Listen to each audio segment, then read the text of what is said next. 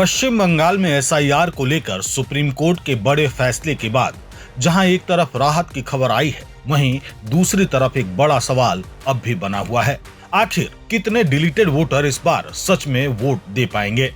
मुख्यमंत्री ममता बनर्जी ने supreme court के फैसले पर खुशी जताई है और इसे बड़ी राहत बताया है, लेकिन जमीनी आंकड़े कुछ और ही कहानी बयान कर रहे हैं। दरअसल एसआईआर प्रक्रिया के दौरान पहली अंतिम सूची में करीब 63 लाख वोटरों के नाम हटा दिए गए थे। इसके बाद लगभग 60 लाख से ज्यादा नाम जांच के दायरे में रखे गए, जिन्हें लॉजिकल डिस्क्रिपेंसी यानी डेटा में गड़बड़ी के आधार पर संदिग्ध माना गया। आगे चलकर जब सभी सप्लीमेंट्री लिस्ट जारी हुई तो करीब 27 लाख और नाम हटाए गए, यानी कुल मिलाकर 90 लाख से ज्यादा वोटर लिस्ट से बाहर हो गए, जो अपने आप में एक बहुत बड़ा आंकड़ा है।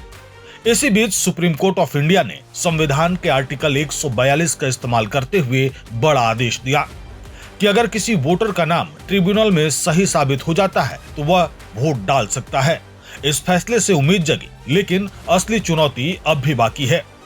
आंकड़ों के मुताबिक करीब 34 लाख वोटरों ने ट्रिब्यूनल में अपील की है, लेकिन राज्य में सिर्फ 19 ट्रिब्यूनल काम कर रहे हैं, जिनमें 19 रिटायर्ड जज नियुक्त हैं।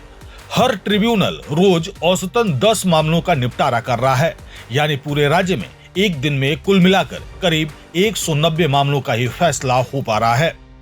अब अगर टाइमलाइन देखें तो 13 अप्रैल से प्रक्रिया शुरू हुई। 21 अप्रैल तक पहला चरण के लिए डेडलाइन है। इन 9 दिनों में छुट्टियों को हटाकर अगर लगातार काम भी हो तो कुल मिलाकर 1700 से 2000 मामलों का ही निपटारा संभव है। यानी साफ है 34 लाख में से कुछ हजार लोग ही पहले चरण में वोट दे पाएंगे।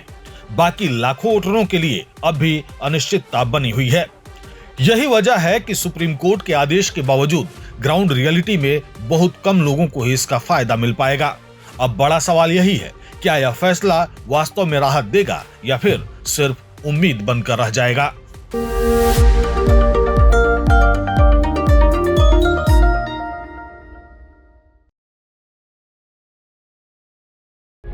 प्रभातखबर.com, विश्वास वही, रफ्तार नहीं।